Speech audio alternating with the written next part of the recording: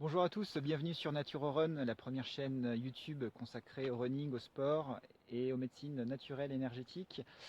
Je suis Nicolas, naturopathe, coach sportif et maître enseignant Reiki. Aujourd'hui, nouvelle vidéo sur les protéines.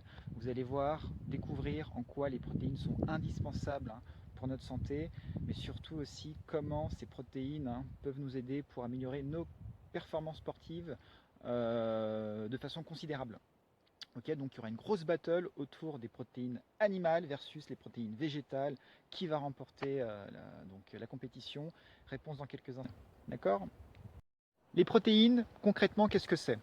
C'est tout simplement plusieurs acides aminés reliés entre eux. Il en existe 20 différents, dont 8 qualifiés comme essentiels, qui ne sont pas fabriqués par l'organisme et qui doivent être absolument apportés par l'alimentation. D'accord.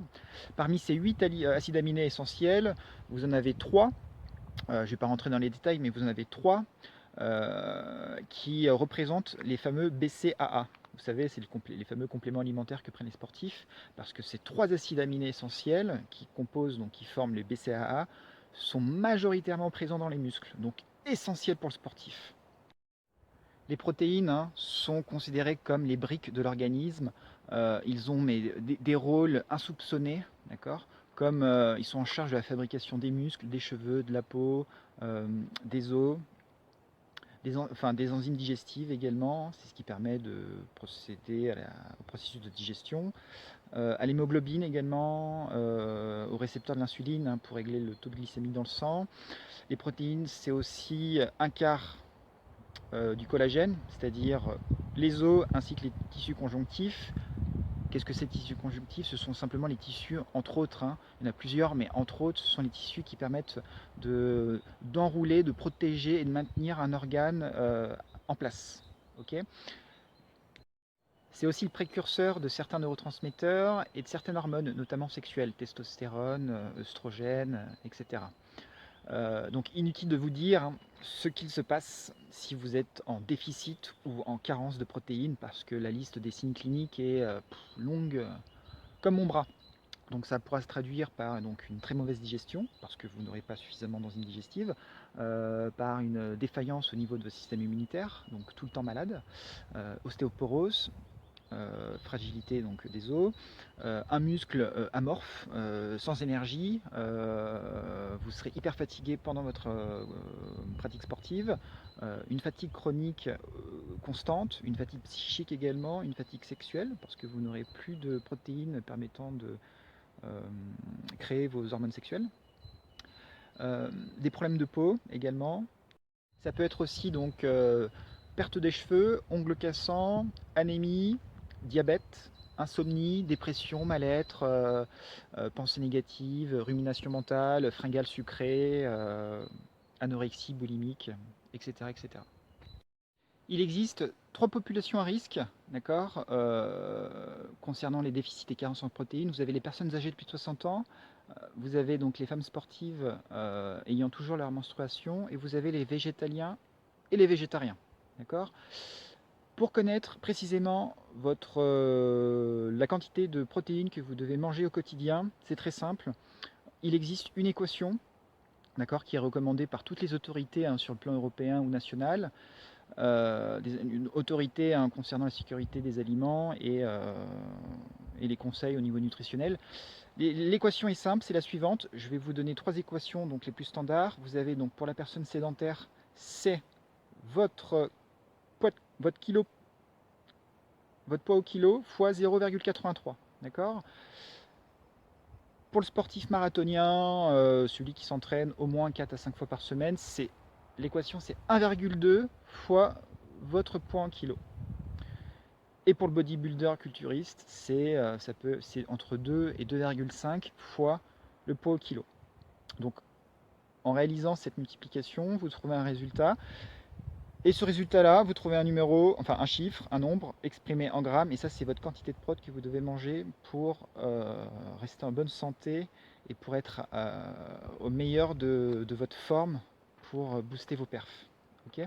Encore une fois, prenez cette équation donc avec des pincettes, c'est pas une science exacte, c'est juste pour vous donner une idée ok, bien précise de la quantité de prot que vous devez manger. Parce que nombreux d'entre vous présentent donc tous les symptômes d'un déficit ou d'une carence en prot et se ruent immédiatement sur les complémentations niveau vitamines, fer, etc. etc. En réalité, la solution est très simple. C'est déjà, dans un premier temps, bon, je présente tel ou tel signe de fatigue, d'anémie, d'insomnie, etc., de faiblesse immunitaire. Euh, Posez-vous la question, est-ce que je mange suffisamment de protéines dans un premier temps? Ok, vous faites l'équation et vous voyez grosso modo. Si vous voyez que vous êtes loin du compte, bah là, dans ces cas-là, faut absolument y remédier. Le moment que vous attendez tous, la battle entre les protéines animales végétales.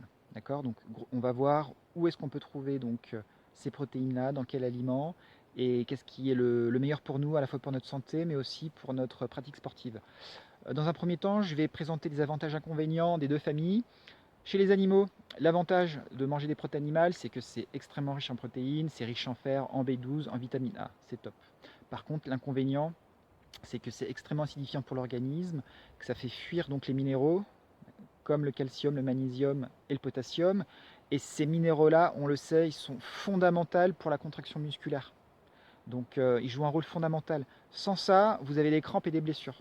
Donc attention à la surconsommation de protéines animales parce que c'est extrêmement délétère pour vos muscles. Okay, on sait aussi aujourd'hui hein, qu'une surconsommation de protéines, notamment animales, provoque donc de l'acide urique. C'est donc un déchet hein, relargué par le foie qui est ensuite géré par le rein, qui est extrêmement délétère pour le rein et qui peut provoquer de l'insuffisance rénale, puis ensuite le diabète ou maladie cardiovasculaire. Donc faites vraiment attention hein, sur la surconsommation de protéines, notamment animales. Ça génère également tout ce qui est phénomène de goutte. Donc ce sont les vives et puissantes douleurs articulaires qui surviennent subrepticement. Et vous avez toutes les pathologies en HIT, donc tendinite, périostite, etc., etc. Et le dernier inconvénient concernant les protéines animales, c'est l'intoxication hein, des produits comme la viande et le poisson. Par exemple, la viande, c'est riche par exemple, en acides gras saturés, en lipides cachés. Tout ça, ça fait augmenter le cholestérol et tout ça, ça bouge vos artères et ça provoque des maladies cardiovasculaires ou du diabète. Donc faites attention à la consommation de viande parce que c'est aussi bourré de facteurs de croissance IGF-1 qui permet la prolifération des cellules cancéreuses. Donc des études montrent que ça augmente le risque de cancer de 40%, notamment le cancer de l'estomac, de la prostate, du sein, du côlon. Concernant le poisson, même combat. C'est le poisson vit dans des eaux extrêmement polluées. Le poisson est intoxiqué aux métaux lourds, mercure, plomb, arsenic. Donc essayez par contre du coup de manger des petits poissons, c'est-à-dire ceux qui sont situés en début de chaîne alimentaire. C'est ceux qui ont une espérance de vie tellement faible qu'ils n'ont pas le temps de s'intoxiquer. Voilà, donc voilà. Exemple, les sardines, anchois, l'hareng et le maquereau. Vous pouvez y aller les yeux fermés, c'est super bon pour la santé, c'est riche en oméga 3 en plus, c'est anti-inflammatoire, c'est top.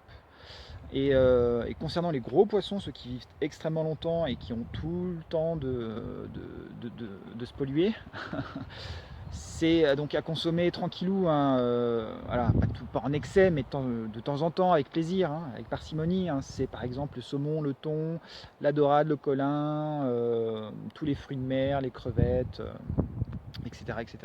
Et puis vous avez les œufs, essayez les privilégier bio. Vous pouvez en manger entre 4 à 10 fois par semaine, il n'y a pas de problème. Faites attention, toujours en fonction des profils. Vous avez des personnes qui peuvent être intolérants, allergiques. Donc faites-vous confiance, écoutez-vous encore une fois, comme d'habitude. Des études par contre montrent hein, qu'une consommation d'œufs le soir est délétère pour la santé, notamment avec l'augmentation des cholestérols. Donc essayez de les manger les œufs le matin ou le midi. Ok. Donc du coup, les protéines animales, en termes de portions protéines, 100 grammes de viande ou de poisson, c'est 25 grammes de prot, et 2 œufs, qui correspondent à 100 grammes, équivaut à 15 grammes de prot. Maintenant, c'est la deuxième famille, les végétaux. Les végétaux, donc l'avantage, c'est que c'est riche en fibres, donc c'est super bon pour la flore intestinale, donc pour l'immunité. En plus de ça, ça ne provoque pas la fuite des minéraux, donc vous n'aurez pas de contraction ou de blessures musculaires. Par contre, l'inconvénient, c'est que c'est beaucoup moins riche en prot que les protéines animales. Voilà, donc il faut manger beaucoup plus de prot végétales pour avoir les mêmes quantités de protéines. Qu'est-ce que vous avez dans les protes végétales? Vous avez donc tout ce qui est oléagineux, ce sont les amandes, les noix de cajou, les noix, les noisettes. Grosso modo, hein, pour 100 grammes d'oléagineux, vous êtes à peu près à 20 grammes de protes. Ok, donc c'est pas mal, c'est pas mal. Puis juste en dessous, vous avez donc le tempeh, qui est fait à base de tofu, de soja. Vous êtes pour 100 grammes de tempeh à 19 grammes de protes. Puis vous avez donc le tofu juste en dessous.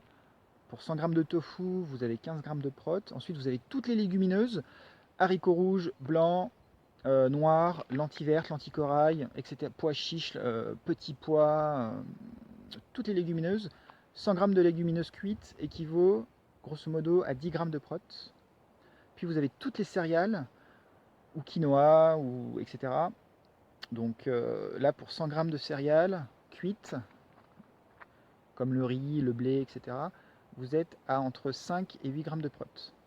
Puis vous avez tous les fruits, tous les légumes, ou les tubercules, patates douces, où là pour 100 grammes vous êtes à des taux dérisoires, hein. Vous êtes à 1 gramme de protéines. Ok. Dans l'oreillette, on me dit que la battle est finie, entre la battle animale versus végétale. Ok, ok, d'accord monsieur l'arbitre, ça marche. Du coup, je finirai donc cette vidéo par la conclusion de cette battle. Je laisserai donc l'alchimiste Paracels conclure tout cela. Hein, Paracels se disait hein, que tout simplement hein, que c'était la dose qui faisait le poison. En tout cas, ça a été un plaisir hein, de faire cette vidéo hein, pour vous. N'hésitez pas donc à liker la vidéo, à vous abonner hein, si ce n'est pas fait, à transmettre cette vidéo donc, à tous vos proches sportifs ou personnes en quête d'une meilleure hygiène de vie. Et laissez des commentaires, ok? Essayez de. Dites-moi hein, si vous êtes plutôt prot animal ou végétal, voilà. Ou si vous avez des questions, n'hésitez surtout pas. On se redit à très vite. Prochaine vidéo, focus sur le carburant énergétique numéro 1 du sportif, notamment le coureur, les glucides. Ciao ciao, à plus!